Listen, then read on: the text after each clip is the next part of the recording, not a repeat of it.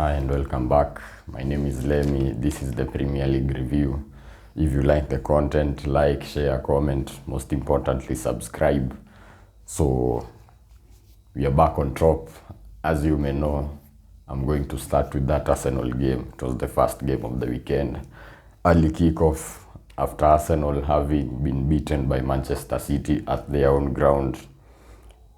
The players would have been short of confidence, and it showed in the first couple of minutes. Inside 5 minutes, Oli Watkins scores a beautiful goal from Villa's perspective, but from Arsenal's perspective, the defending is not to be admired. But yeah, I think Saliba and Gabriel started off quite shaky, but grew into the game as it went on. Arsenal will go behind, equalize again through Saka. Starboy, he's quite in the form of his life. And then again, Villa go in front. At this moment, I'm thinking that it's going to be tough because I'm not seeing how we are going to score and even win the game. Come back in the second half, Zinchenko with his first Arsenal and first ever Premier League goal, 2-2. After that, Arsenal play really well, create a few chances. Edin Ketia wastes another chance. First touch takes him wide, which makes the angle harder. Martin Odegaard misses a sitter. At this point, I'm like, that's the game for us. That's the moment we should have won the game. And I'm thinking, we're not going to get a better chance than that. And even if we do score, it's not going to be a better chance than that. And I was proved right, because the goal that Jorginho scored in the end, no one would have predicted that. Martinez, with all the time wasting in the world, is quite a shit house, as you may know. He gets into the opponent's skin. Even at the World Cup, we saw what he does. It's what he does best, so you can't really blame him. But it finally goes off him, and karma is a bee, as you may know. But yeah, at that point, Arsenal have won the game, just need to hold on. But Martinez then again goes for the final corner, trying to atone for his mistake. Or his maybe mistake, but yeah, Arsenal catch Villa on the counter, and Martinelli makes it 4-2, which is quite a fair result, but it doesn't begin to tell the story of the game. And Arsenal go back on top, putting the pressure on City. It was a very important win for Arsenal. They have been winless in 3 games in the Premier League, 4 in all competitions.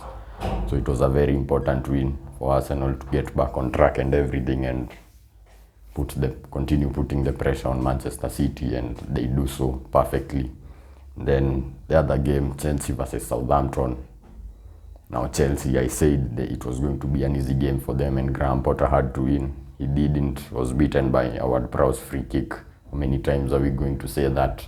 He's actually one behind David Beckham, 18. He scored 17 direct free kicks, and I really think he's going to break the record even this season, because Southampton have a real chance of getting relegated. And yeah, Chelsea fans are calling for Graham Potter's head.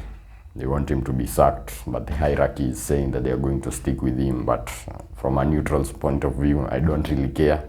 I'm enjoying it. I'm enjoying Chelsea's downfall, because they have been on top for quite a while when we were down. So when we are up, not won anything, I know, but yeah, we have to enjoy these moments. You never know how long they are going to last. So Chelsea lost. They're 10th, sitting 10th in the table, losing to, Southampton. A third of Southampton's points have come from Chelsea. They've done the double over Chelsea. It's not the best of times to be a Chelsea supporter at the moment. And if you're a Chelsea fan, you can let me know if you want Graham Potter to be sacked, or if you believe in the process, if you trust in the process like Arsenal did.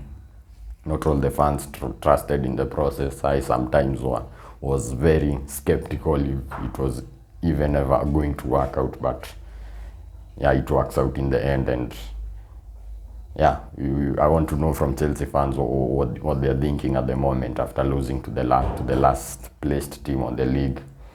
Nottingham Forest versus Manchester City. Nottingham Forest doing Arsenal a massive favor. Manchester City were quite good in the game. I thought they played really well, created a load of chances, but were not clinical enough in the end. Haaland missing a sitter again. You don't say that often, but yeah, it happened. It was one of those days. And Nottingham Forest, with one of the very few times they get into the Manchester City box, they score. Chris Wood, he's an Arsenal legend. He scores at the back post, a tap in. sloppy defensively by City from City's point of view, because they had the chance to kill the game and then you go and consider such a goal late on. And by that time, it's very hard to get the win after that, because Nottingham Forest are going to defend with their lives. But yeah, they did Arsenal a massive favour. Arsenal are back on top, 2 points ahead of City with the game in hand. It's far from over. As you've seen, Manchester City were on top, but Arsenal are back on top again. It's very hard to call at the moment. Manchester City are putting themselves in the conversation, beating Leicester 3-0 at home. Marcus Rashford is in the form of his life, as I said. He's one of the best players in Europe at the moment, even in the world, because in footballing terms, Europe is the world, because there's not many leagues better than those in Europe. So he's doing very well. Ten Hag, I can attribute that to Ten Hag. I didn't think he was such a good coach, but even he has quite a pedigree, because he managed to take Ajax to the semi-finals of the Champions League, getting beaten by Spurs. But so even when he left Ajax were in disarray. They sacked the coach that replaced him. They were in very poor form. Yeah, so it goes to show what a massive figure he is, and he's a very good coach. I must admit, he's worked wonders at Manchester United. When you consider where they were last season, he's done a very good job. Marcus Rashford, Jadon Sancho again getting in amongst the goals after being sent to the mountains. He's come back, he's found new purpose, and all the decisions Ten Hag is making are being proven to be right. They are all working out. It shows someone who has a clear vision and what they have to do and what they need to do. They know what they have to do to get where they want to get to go. And I like that about him. I have to admit, I don't like anything about Manchester United, not their coach, not their players, but at the moment, just can't deny it. They're that good. 3 points behind Manchester City, 5 behind Arsenal. Of course, having played a game more, but that if Manchester City are being considered title favourites at the moment, then Manchester United have to be in the talk for the title race, because 3 points behind Manchester City and having played the same amount of games, mathematically they are in there. Whether they can be able to push on and continue with this form, carry on this form even into the business end of the season, we have to wait and see. Tottenham, of course, beating West Ham yesterday, very comprehensive win. West Ham are in massive trouble. David Moyes does not seem to be able to turn it around at the moment. Maybe they need to part ways with him and bring in someone new, someone who will inspire the players, because they don't look inspired at the moment. They just look tired. They have no motivation. And when you're in a relegation fight, it can be very stressful for the players, even because in every game you're going, every game is massive. It's like a cup final. You want to drag yourselves out, but then results elsewhere have to go your way, and they don't. But Tottenham, maybe Conte is the problem. Anytime he's on the touchline, they can get beat easily. But the assistant manager, Stellani, he's been there for 2 games, Manchester City and now West Ham, and they've won both of them. So I don't know if it's just coincidence, or there is a correlation between the manager Conte and the assistant being on the touchline. Maybe it affects the players in some way. Now they're in the top 4 after Newcastle lost to Liverpool.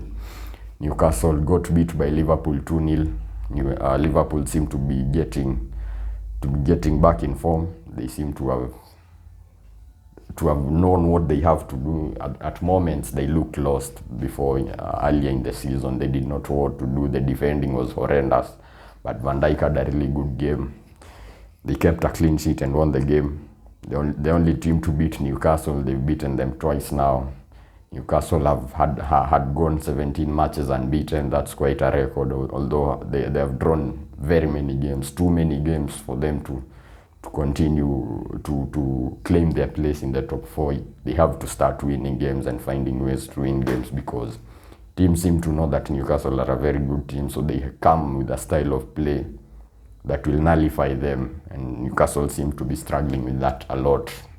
If they are going to get in the top 4, they need to win games. Liverpool, top 4 is not over for them. As I said, if they can manage to keep this form going, they can even get themselves into the top 4. Who knows? It's the league. You can really never predict. It looks as if relegation, top 4, even the title, it's going to go until the very end. Everton beat Leeds 1-0. Leeds are not in a good place, having sacked Jesse Marsh. They've not even found a replacement, and they are not winning games. They need to start picking up points.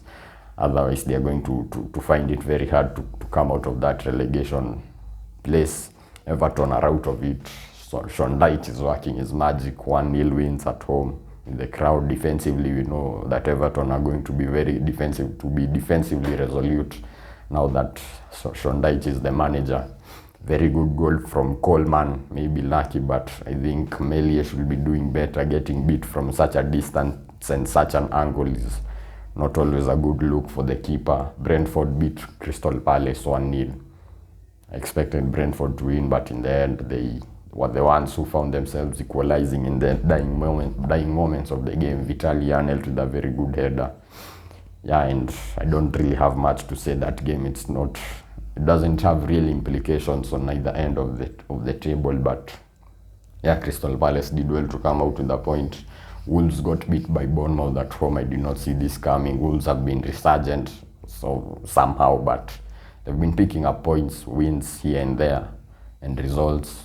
But getting beat by Bournemouth, a team that is in and around that relegation zone along with Wolves, is a big blow for them. But Gary O'Neill, since being appointed as the permanent manager, has not kicked on. When he was caretaker manager, he did very well, but since being appointed permanently, he's struggled. But this win is obviously going to give them confidence to kick on, and maybe they can even survive, who knows. Brighton got beat by Fulham. Fulham are a very good team. I just can't say enough of Fulham at the moment. They seem to be going from strength to strength, but Marco Silva still is saying that their goal is getting, their goal is not getting relegated, but at the moment it's easy to say that they should be looking upwards, but having been promoted only this year, it's very reasonable for them to be focusing on, first of all, staying up. After that, then you can move on to other targets, and I think that's what they are doing. That's what they have managed to do in the season, in the course of the season, until where we are at the moment. They've done really well. Marco Silva doing a very good job at the moment. As a very cohesive squad, everyone knows what to do. Tim Ream at the back is a very good keeper. A very good centre back. Bernard Leno, a very good goalkeeper. Willian at 34, he's doing wonders. Andreas Pereira, he's got these players who some of them were deemed as done, but when they've come into Fulham, and he seems to have a clear role for each and every player. Even the guy Carlos Vinicius, the Israeli guy Solomon, who scored the winner, seems to be a very good player as well. That was the last game it's the last game I have talked about, but I believe I've covered every game because I have. So if you like the content, like, share, comment, and subscribe. And who do you think are going to win this title? Who do you think are going to get top 4? And can Man United really now get themselves in the title race like Man City and Arsenal have been in the course of the season? I think they can, but if they can keep this form on, it's a question they will have to answer in the coming games. And if they can remain there. You never know, Arsenal and Man City might slip up. So yeah, it's going to be very intriguing from here on.